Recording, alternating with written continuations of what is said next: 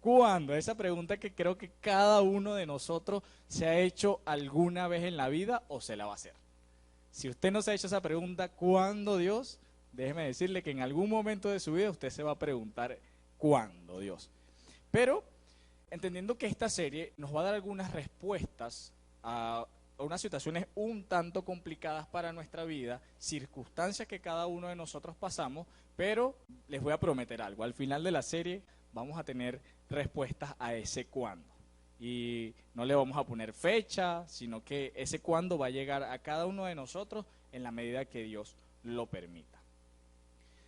Nos emociona mucho comenzar esta serie pensando que tenemos una iglesia que tiene una visión de ser una iglesia relevante para la familia de hoy y para la familia de mañana, basándonos en una relación creciente con Jesús, pero no en una relación que se base en un mensaje vacío, sino en un mensaje que pueda proveer para tu vida herramientas que, independiente de la situación que tú estés pasando, el momento que estés pasando en tu vida, puedas aferrarte a esa relación con Jesús para tener una respuesta frente a cualquier situación que estés pasando.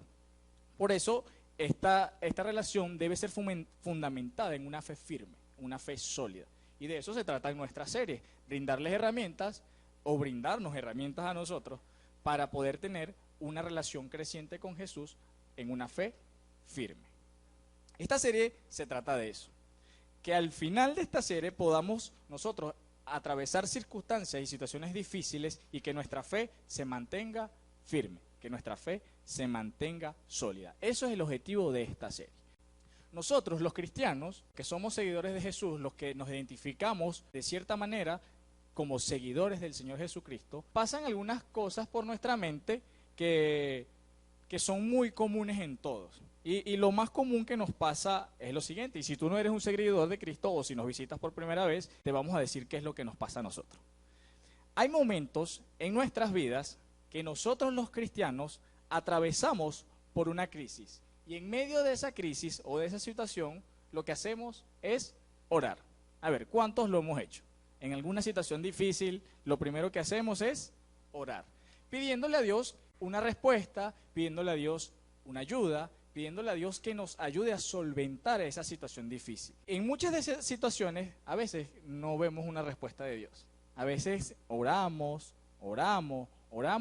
y no vemos de parte de Dios una respuesta inmediata, o no vemos una respuesta a la situación, o quizás no vemos una respuesta como nosotros queremos que Dios responda, porque a veces nosotros los cristianos jugamos también un poquito a condicionar a Dios, decirle, bueno, yo te estoy pidiendo por esto, pero lo vas a solucionar y lo vas a hacer de esta u otra manera. Nosotros diciéndole al creador del universo cómo tiene que hacer las cosas. Eso suele suceder a nosotros los cristianos. Y en medida que nosotros esperamos esa respuesta, vienen a nuestra mente cosas como esta. Pensamos lo siguiente: cuando oramos y no vemos respuesta, pensamos que Dios no está atento a nuestras oraciones.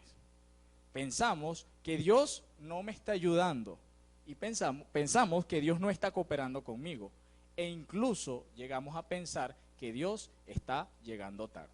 A ver, ¿cuántos de ustedes le ha pasado eso? Pensando que Dios no está cooperando, no está de su lado y que ni siquiera Dios está llegando a tiempo. Que Dios está llegando tarde a la respuesta, ya se está secando, ya está cerca la situación y Dios no veo respuesta. No estamos solos. A nosotros, a la mayoría de nosotros nos ha pasado, y téngalo por seguro que en algún momento le va a pasar si ya no le ha pasado. Cuando nosotros nos sentimos así, es por la naturaleza propia de nosotros como humanos.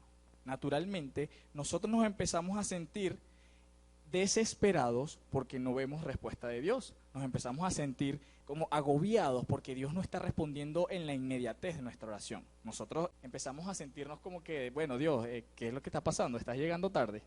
¿Qué es lo que pasa? Dios, no te siento cerca. Y oramos y no sentimos respuesta. Pero, aparte de que te sientas mal, hay dos cosas que empeoran aún más esta situación, que empeoran más este sentimiento.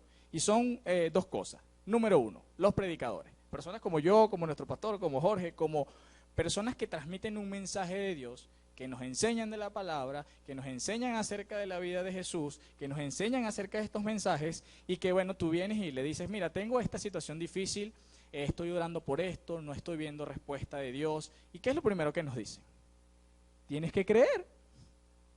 Pero es que yo estoy creyendo, cree más, pero ¿hasta qué punto tengo que creer? Bueno, a lo mejor es que tienes un pecadito por ahí oculto que ¿nos ha pasado o no nos ha pasado? Esa es una de las causas de las que hace que nos sintamos peor, porque vemos que no hay una respuesta de Dios, pero los predicadores a veces nos muestran solo una cara de la moneda, no nos muestran el cuadro completo. Quizás esa sea una de las causas. Te falta un poco de fe, no estás dudando de Dios, estás siendo impaciente, no estás confiando lo suficiente en Dios o tienes alguna situación. Pero hemos visto a través del tiempo en nuestra iglesia que Dios no es un Dios castigador. Dios no es un Dios que está esperando que tú hagas algo para castigarte. Dios se acerca a ti como un padre. Y un padre que ama a su hijo lo disciplina y lo enseña, pero con amor. Eso es lo que hemos ido aprendiendo. Otra de las cosas que pasa, la segunda cosa, es la gente que está a nuestro alrededor. Tú vienes y tienes una situación difícil y le preguntas, le cuentas a alguien, mira, tengo esta situación, me está pasando esto y no veo respuesta de Dios. Y bueno, no sé qué hacer. Y viene una persona y te dice, bueno, Dios a mí sí me tiene consentido. Dios, lo que yo le pido, Dios me lo da. Es más, estoy esperando un día malo a ver cómo es eso. Estoy viendo a ver cómo es un día malo, porque no sé cómo es eso. Eso te hace sentir más mal. Porque de repente tú estás orando, no tienes empleo y estás orando por un empleo y oras ferventemente, dices, Dios, necesito un empleo, y le comentas a alguien, mira, estoy orando a Dios porque no tengo empleo, la cuestión está bastante difícil económicamente, y la persona te dice, no, yo sí tengo empleo. Es más, tengo 3 propuestas de trabajo actualmente y no sé cuál voy a tomar. Eso te hace sentir más mal de lo que ya estabas, porque te das cuenta de que Dios está respondiendo oraciones de otras personas y no está respondiendo las tuyas. ¿Qué es lo que pasa? ¿Qué le pasa a Dios conmigo? O aquella persona, por ejemplo, alguien te dice, bueno, mira, fíjate, tuve que ir al centro comercial porque tenía que hacer una diligencia bancaria, estaba en la hora pico, el centro comercial, el estacionamiento estaba saturado, y bueno, de ahí desde mi carro me senté y le dije, Señor, por favor, necesito un puesto de estacionamiento porque voy a llegar tarde. Y plas, justo se abre un puesto de estacionamiento frente a la puerta del centro comercial y esa persona llegó a tiempo. Y tú puedes mirar, bueno, quizás son personas que ni siquiera tienen una relación con Dios. Quizás son personas que ni siquiera van a una iglesia. Quizás son personas que ni siquiera creen en Dios, pero por lo menos es como culturalmente decir, Dios, por favor, ayúdame en esto. Y tiene el puesto de saneamiento y llegó temprano. Y tú por fuera dices, ay, qué bueno, qué bueno. Y por dentro este tarado atendiendo a Dios, entreteniéndolo con una oración y no me atiende las mías, es por eso. Porque hay personas que están pendientes de entretener a Dios con oraciones tan simples, tan superfluas. Y yo que estoy atravesando una situación difícil, Dios no me está prestando atención. A través de estas situaciones es la razón de que nuestra fe se vea debilitada. Porque no estamos hablando de cosas simples, de cosas sencillas, estamos hablando de situaciones difíciles, estamos hablando de una enfermedad, ya sea propia o de algún familiar, estamos hablando de situaciones difíciles en tu matrimonio, estamos hablando de situaciones difíciles con tus hijos, estamos hablando de situaciones fuertes económicamente, y tú sigues orando, orando, orando y no ves respuesta alguna de Dios. Entonces te haces la pregunta, ¿cuándo, Dios? ¿Cuándo me vas a dar respuesta? Empiezas a sentir que Dios no está cooperando, empiezas a sentir que Dios no te está ayudando, empiezas a sentir que Dios, a veces puedes incluso pensar que Dios no existe. Fíjense que hace, ya hoy estamos a 2016, hace 8 años, cercano a 8 años, yo perdí un amigo en la universidad, la primera vez que me gradué, un muchacho muy joven, 21 años apenas para ese entonces. Él le dio un aneurisma, estuvo en coma, eso fue un día domingo, el día lunes estuvo consciente en el hospital, el día lunes recibe una intervención quirúrgica a modo de liberar un poco la presión en su cerebro debido al derrame, y estuvo en terapia intensiva. Fue una situación difícil porque yo estaba orando, pero creo que tenía esa sensación de que no tenía suficiente fe.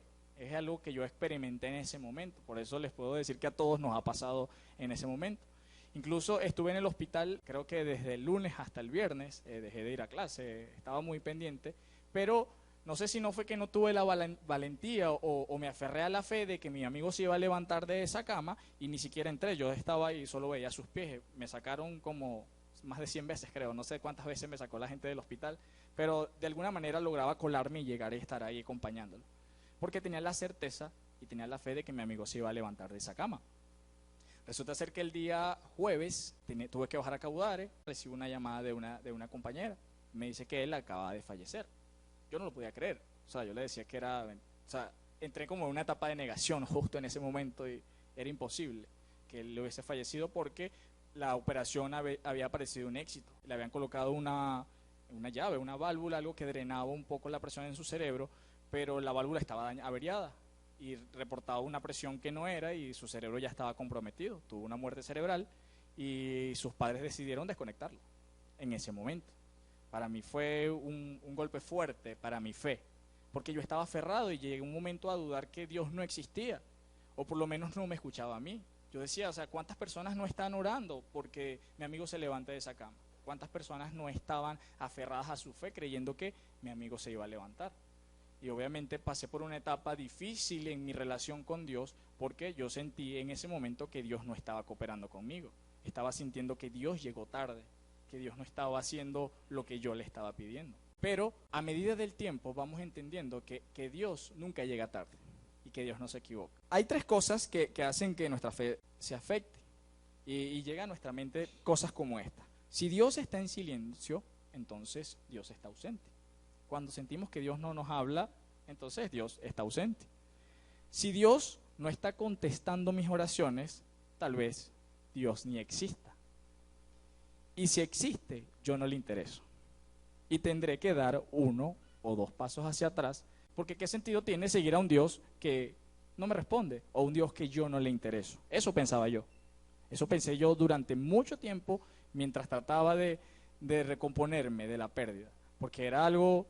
Nunca había experimentado la muerte tan cercano como en ese momento. Habían fallecido mis abuelos, no había tenido relación cercana con ellos, pero con mi amigo había un vínculo. Y la Biblia es clara cuando te dice que los amigos son más que un hermano. Y son más que un hermano es porque nosotros tenemos la potestad de escoger a nuestros amigos. Los hermanos que le tocaron a usted, déjeme decirle que usted no los va a cambiar. Eso les tocaron y ya. Acostúmbrese. Pero nuestros amigos, nosotros tenemos la potestad de buscar los amigos que nosotros queramos. Entonces por eso son más que un hermano, porque nosotros los escogimos. Eso me pasó a mí. Y esa pérdida obviamente trajo a nivel psicológico un impacto fuerte a mi vida. Estaba a punto de graduarme. Fui al acto de graduación por compromiso con mi mamá. No quería estar en ese lugar. Tomé mi título, me vine a mi casa, me acosté a dormir. O sea, nada de lo que habitualmente alguien hace cuando se gradúa de la universidad, lo hice porque estaba pasando por una situación difícil y adicional, mi relación con Dios se vio afectada por un evento como ese. Entonces perdemos nuestras esperanzas cuando una situación como esta toca nuestras vidas. Empezamos a sentir que nuestra fe se debilita. Y bueno, la historia que quiero conversarles el día de hoy es acerca de un hombre que el mismo Jesús llamó, este hombre es el mejor hombre que ha existido sobre la faz de la tierra. Pero antes de que hablemos sobre este hombre, el mejor hombre que existió sobre la faz de la tierra, quiero ponerles un poquito de contexto en cuanto a la historia y hablarles de una historia que está detrás de la historia principal. Y la historia comienza con un hombre llamado Herodes, Herodes el Grande. ¿Cuántos de nosotros hemos escuchado alguna vez sobre Herodes? Herodes fue aquel que fue llamado así no porque fuera un gran hombre, que fuera muy alto. Herodes fue así, llamado Herodes el Grande, porque fue un gran constructor. Construyó en su ciudad, hizo grandes construcciones y por eso fue reconocido como Herodes el Grande. Pero Herodes el Grande era un tipo perverso, era un tipo malo, era un tipo que creo que estaba loco. Herodes mandó a masacrar a los niños. ¿Recuerdan esa historia? Cuando mandaron a masacrar a los niños antes que tuvieran 5 años y los mandó a matar a todos. Herodes el Grande mató a 2 de sus hijos. Herodes el Grande mató a su esposa. Herodes el Grande era tan malo que él sabía que el día que él se muriera, nadie en la ciudad iba a llorar por él. Y lo que hizo fue, mandó a apresar a unos prominentes líderes religiosos de esa época y ordenó que el día que él muriese, los asesinaran. para que hubiera llanto en la tierra. No importa que no lloraran por él, pero que hubiera llanto en la tierra. Así de malo era. Lo que sucedió fue que el día que Herodes el Grande muere, esta gente fue liberada y hubo gran fiesta en la ciudad. Herodes el Grande, cuando él muere, su reino fue repartido entre dos de sus hijos. Aunque él tuvo 15 hijos, vamos a conversar solo en este caso de 2, porque entre ellos 2 fue repartido su reino. Uno de sus hijos fue Arquelaos y el otro de sus hijos fue Antipas. De hecho, ellos fueron reconocidos como Herodes Arquelao y Herodes Antipas. Arquelaos gobernó Judea y Samaria y su reino duró 10 años hasta que el Imperio Romano retomó ese reino y lo hizo suyo. Antipas fue el gobernante de Galilea y Galilea fue la ciudad donde pasó la mayor parte de su tiempo de vida el Señor Jesús. Pero hay un tercer hijo que vamos a hablar también un poco a causa de esta historia y su nombre es Filipo. Herodes Filipo. Y Herodes Filipo, aunque no recibió ningún reino, tenía mucho dinero, mucha fortuna a causa de la relación con su padre, el rey Herodes el Grande. Herodes Filipo se enamora de una sobrina. El nombre de esta sobrina es Herodías y se casan. Esta sobrina era obviamente sobrina de Herodes Arquelao y Herodes Antipa, pero Herodes Filipo la hace su esposa. Se dice de Herodías que era una mujer bellísima, que era una mujer hermosa, de buen parecer. Y ellos comienzan su matrimonio, pero un día Herodes Antipas va y los visita. Va y visita a su hermano y a su cuñada sobrina, no sé cómo es este caso. Va de visita y bueno, y en algún descuido de Antipas, Herodes Filipo le dice: Herodías, si estás hermosa, si estás bellísima, ¿por qué no te casas conmigo? Y ella, bueno, él era un rey, imagínate, y Herodías, bueno, déjame pensarlo, ¿cuánto tiempo tengo? No, tú tienes que decir, bueno, sí, me voy contigo. Y Herodías deja a Filipo y se va con Antipas el rey. Y bueno, y comienzan una vida de reinado, ella diría, bueno, por lo menos todo quedó en familia. Deja a su esposo y a su esposo Filipo y se va con el rey Antipas. Herodías, una vez que deja a su esposo y gobiernan Galilea, y todo iba muy bien, todo parecía muy hermoso, un nuevo matrimonio con su esposa sobrina, y aparece el personaje de nosotros, nuestro personaje, el personaje del día de hoy, el personaje de esta semana. Y ese personaje aparece en escena, es Juan el Bautista. Juan el Bautista era nada más y nada menos que el primo de Jesús.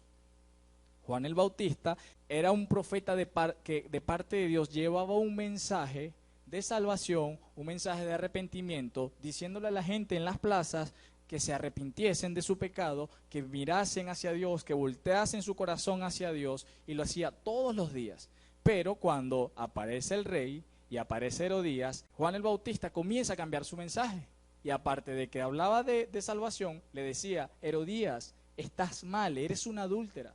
Herodías, estás mal, ese matrimonio no existe, porque la ley judía prohibía que un hombre se casase con la esposa de su hermano si aún él estaba vivo.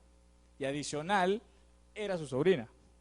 Entonces Juan el Bautista ya cambió su mensaje y le reclamaba al rey y a la reina que estaba mal, que ese matrimonio no estaba bien visto bajo los ojos de Dios. A Herodías esto no le gustaba mucho. A Herodías llegó a molestarle tanto que odiaba a Juan el Bautista. Herodías odiaba tanto a Juan el Bautista que le pedía al rey que lo matase.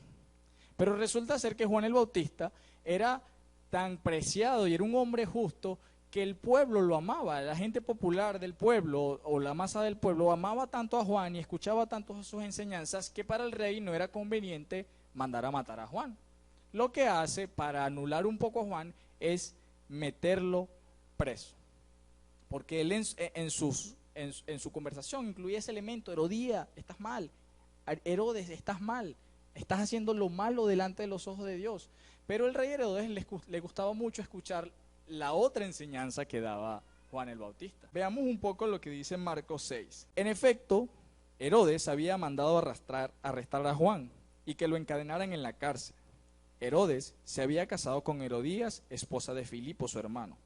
Juan le había estado diciendo a Herodes: la ley te prohíbe tener la esposa de tu hermano. Por eso Herodías le tenía rencor a Juan y deseaba matarlo. Pero no había logrado hacerlo, ya que Herodes temía a Juan y lo protegía, pues sabía que él era un hombre justo y santo. Cuando Herodes oía a Juan, se quedaba muy desconcertado, pero lo escuchaba con gusto.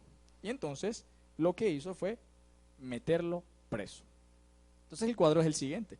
Tenemos a Juan, por un lado, que es el profeta de Dios, haciendo lo que Dios le había mandado, haciendo lo que Dios le había encomendado, predicando un mensaje de arrepentimiento, siendo obediente. Y Jesús mismo lo llamó el mejor hombre que existía sobre la faz de la tierra. Juan en algún momento le dijo a sus discípulos, cuando dejen de seguirme a mí, comiéncenlo a seguirlo a él.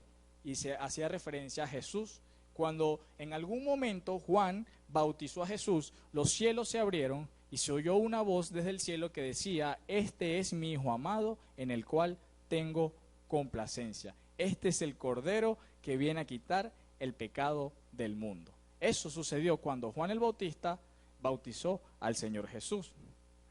Juan estaba haciendo las cosas bien, estaba siendo obediente de Dios, tenía una buena relación con Dios, pero en este momento estaba preso, estaba pasando por una situación difícil, estaba pasando por una situación complicada. Mientras tanto, Jesús seguía haciendo milagros, atendiendo a los leprosos, atendiendo a cualquier cantidad de situación, sacando los demonios de las personas, ayudando a los samaritanos, ayudando a perfectos extraños, mientras su primo, su familia, estaba preso. Juan el Bautista no estaba sintiendo en este momento el amor de Dios. Juan el Bautista se estaba sintiendo que Dios no estaba cerca, que Dios no estaba cooperando con él. Es más, sentía que Dios, que él no le importaba a Dios. Juan, en algún momento estando preso, le pide a sus discípulos que lo van a visitar, les dicen: miren, yo necesito que me hagan un favor, ¿sí? Juan, ¿qué quieres que hagamos por ti? ¿Qué quieres que nosotros hagamos por ti en este momento? Yo necesito que ustedes me hagan un favor. Yo necesito que ustedes vayan a Jesús y le pregunten lo siguiente. Juan le pregunta a través de sus discípulos a Jesús: ¿eres tú el que ha de venir o debemos esperar a otro? En Mateo 11, Juan le estaba en la cárcel y al enterarse de que Jesús estaba haciendo, le pidió a sus discípulos que le hicieran esta pregunta. Le dijo: ¿eres tú el que ha de venir o debemos esperar a otro? Ese mismo Juan, que con sus propios ojos vio cómo se abrieron los cielos y una voz dijo: este es mi Hijo amado en el cual tengo complacencia. He aquí el Cordero que quita el pecado del mundo. Ese mismo que vio que el Espíritu Santo en forma de una paloma se paró sobre Jesús. Ese mismo Juan que seguramente vio más de una vez un milagro hecho por Jesús, que nadie se lo contó, nadie le dijo, él lo vio. Juan estaba dudando y le preguntó al Señor: ¿eres tú el que ha de venir o debemos esperar a otro? Me imagino que los discípulos de Juan dirían: pero Juan, o sea, tú mismo no fuiste el que nos dijiste, no me sigan a mí, síganlo a él. O sea, ¿cómo tú vienes a estas alturas del partido a decir que estás dudando de él? O sea, ¿cómo tú nos pides que nosotros le preguntemos al Señor: ¿eres tú el que debe venir o debemos seguir esperando por otro? Las cosas comienzan a cambiar nuestra fe por algunas situaciones.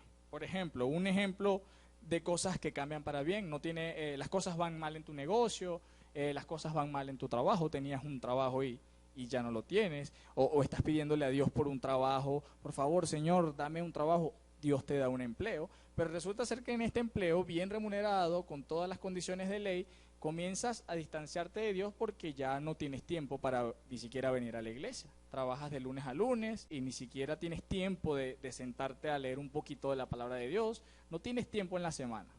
Dios respondió tu oración con un buen empleo, pero ahora ya te estás distanciando de Dios. Entonces también es una causa de que nuestra fe empiece a menguar, que nuestra fe comience a debilitarse.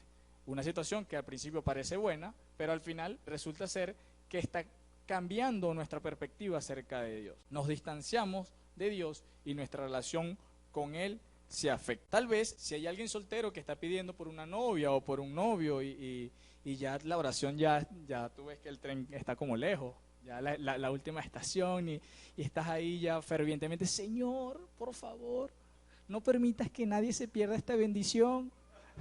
Entonces ya es una súplica, ya no es una oración.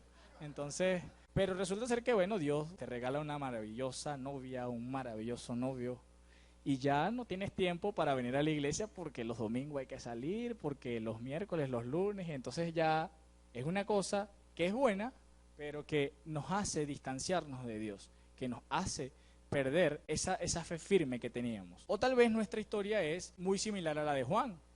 Las cosas iban marchando bien, de repente tu negocio era próspero, tenías un buen trabajo y ya no lo tienes, estabas sano y ya no lo estás atravesando por una situación difícil. Entonces es como la otra cara de la moneda. Las cosas iban bien y ahora están comenzando a marchar no tan bien, están como la situación de Juan. Y en ese momento no vemos una respuesta de Dios. Eso hace que nuestra relación con Dios se afecte. Recordando un poco mi caso, las cosas iban bien. Me aferré, no saben cómo cuánto, o creo yo que lo hacía, o sea, mis oraciones eran más como la de buscando novia. Y tenía la seguridad de que mi amigo se iba a levantar de esa cama.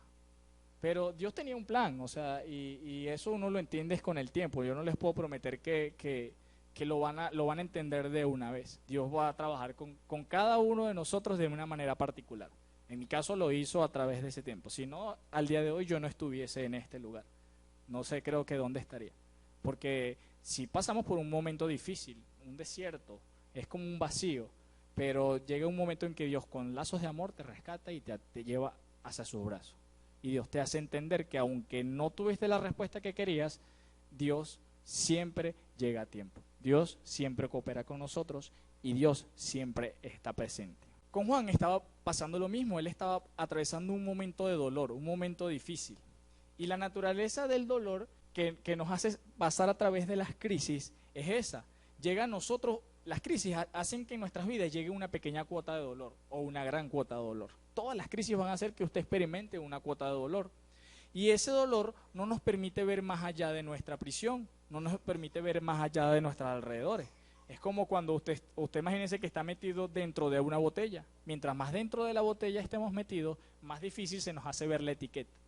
Así nos pasa en las situaciones difíciles. Así le pasaba a Juan, estaba preso.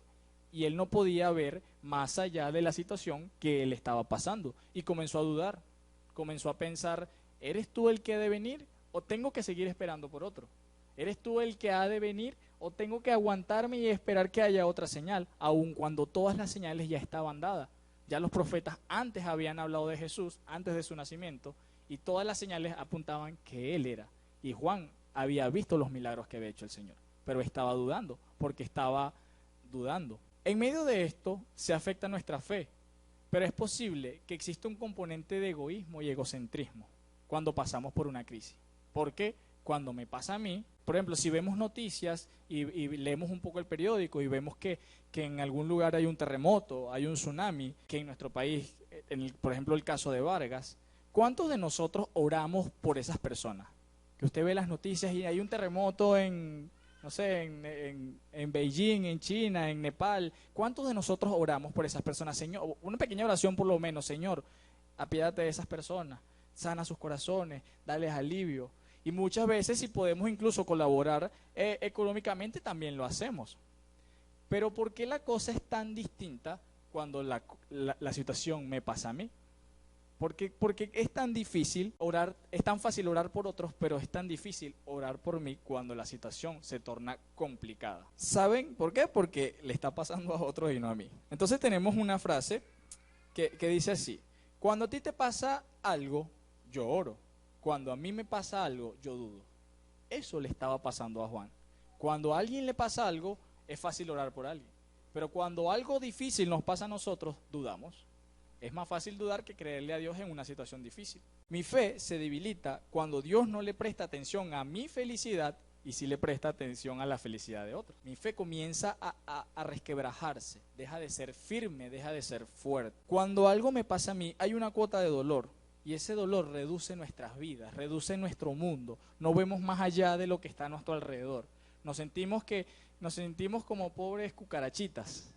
Y no por compararnos con las cucarachas.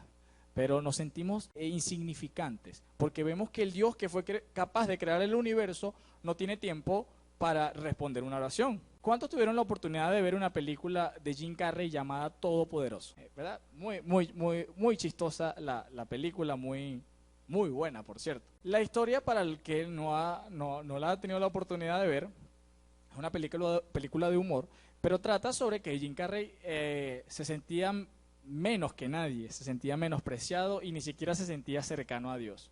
Dios, representado por Morgan Freeman en la película, le dice, bueno, que le va a dar todos los poderes de Dios a él. O sea, ya a él, tú vas a tener toda la potestad de ser Dios. Yo me voy a ir de vacaciones.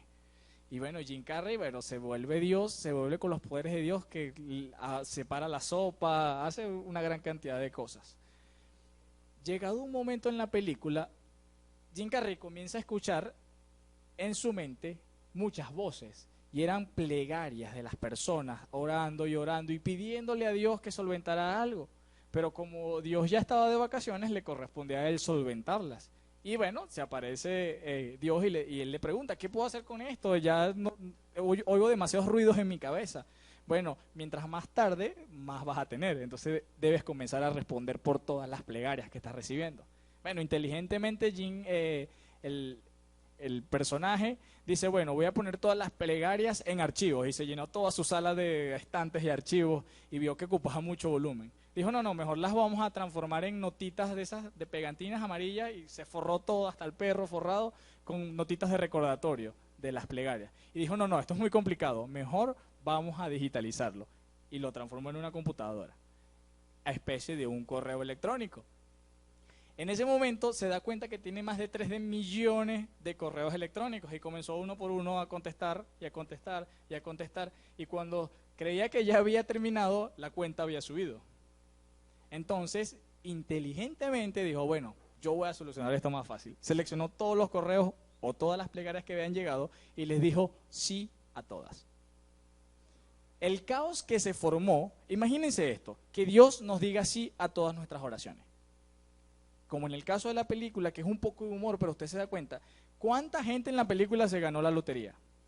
Imagínense que en una oración ustedes digan, Señor, llévatela. No por la suegra, estoy hablando por si acaso. ¿Cuántas personas se muriesen si Dios le dice que sí a las oraciones de todo el mundo? A cada plegaria le dice. ¿Ustedes se imaginan cuántas personas fueran inmortales?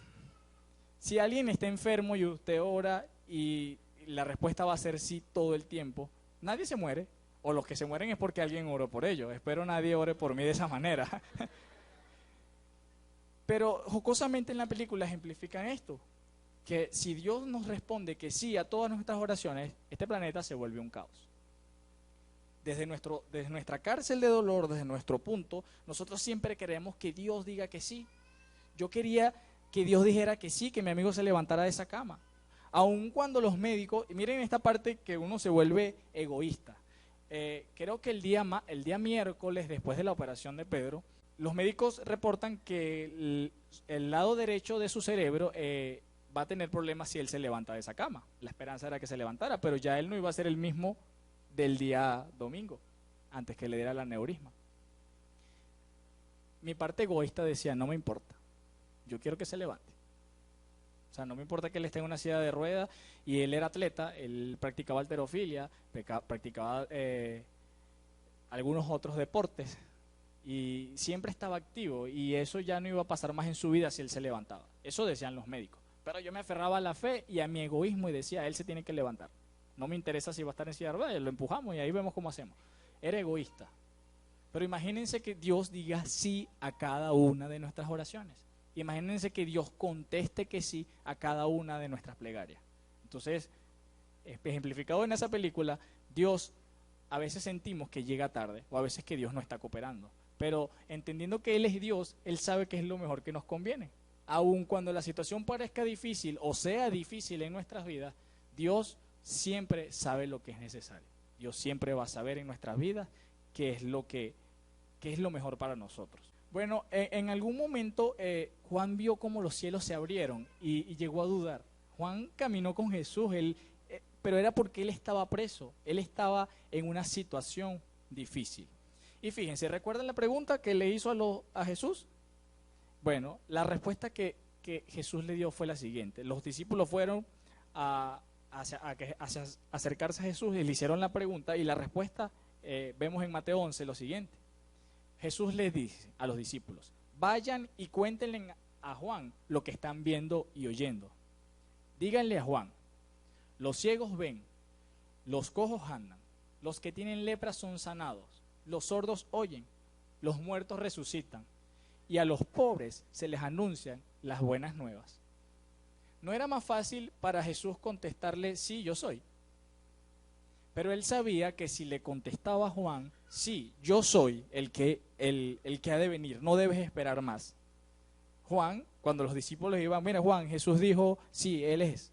Ajá, pero entonces ¿por qué hago yo preso si él es? Iba a empezar un toma y dame de respuesta. Entonces Jesús le dice a Juan, los ciegos ven, los sordos oyen, el leproso es sanado y a los pobres se le habla de las buenas nuevas. Díganle algo más, dice Jesús, por si esto no es suficiente. Dios bendice a los que no se apartan por causa de mí. Con eso Jesús sentía que Juan estaba teniendo una respuesta de parte de Dios, aun cuando su situación no cambiara, aun cuando su situación seguía siendo la misma, estaba preso. Díganle a Juan que se mantenga firme en su fe, díganle que aguante, cuéntenle lo que yo estoy haciendo. Con eso fue suficiente para que Juan entendiese que él era el que había de venir.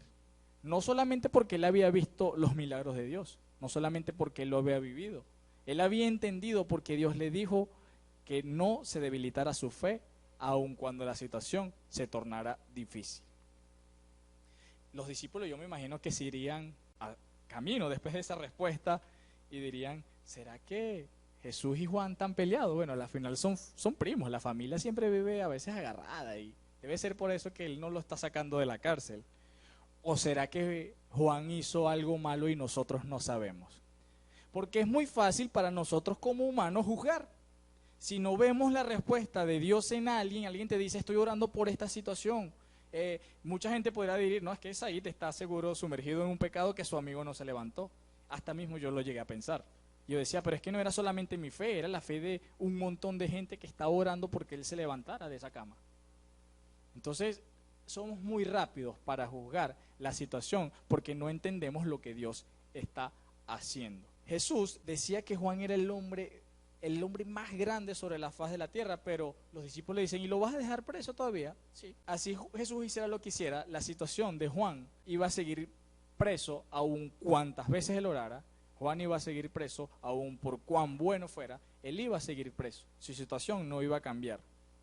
No importa cuán obediente era Juan, su situación no estaba cambiando. Con todo eso hay algo para nosotros. Tus circunstancias personales no necesariamente coinciden de cómo se siente Dios contigo.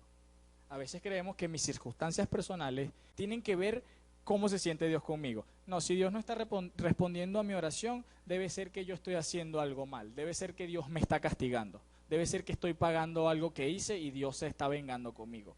Por eso Dios no está cerca. O debe ser que Dios está enojado conmigo y por eso no le interesa mi vida. Debe ser por eso que Dios ni siquiera responde mis oraciones. Y muchas veces sentimos que Dios está distante, que está a kilómetros de distancia. Creemos que estamos haciendo las cosas mal y no necesariamente las circunstancias que nosotros estemos viviendo en este momento, hayamos vivido y vamos a vivir, corresponden con una situación de cómo Dios se siente con cada uno de nosotros. Si queremos ver cómo se siente Dios con nosotros, tenemos que ver la cruz. Simplemente, o sea, usted está pasando por una situación y dice, ¿cómo se siente Dios conmigo? Miremos la cruz, miremos ese evento, miremos ese día, lo que sucedió en la cruz. Jesús había sido entregado, vendido por unos sacerdotes, no somos sacerdotes, fue entregado, fue llevado a la cruz. Increíblemente, montado en esa cruz, siendo castigado, siendo burlado, él hizo una oración y le dijo, Señor, perdónalos porque no saben lo que hacen. También Jesús en su humanidad le preguntó al Señor, Señor, ¿es posible que esta copa pase de mí? ¿Es posible de que esto no me suceda? Y la respuesta de Dios fue no. ¿Quieres saber cómo se siente Dios con respecto a ti? Mira lo que sucedió en la cruz. No lo que está sucediendo en este momento en tu matrimonio. no lo que está sucediendo en este momento en tu vida, no lo que está sucediendo en tu salud o en la salud de algún familiar. Mira lo que pasó en la cruz.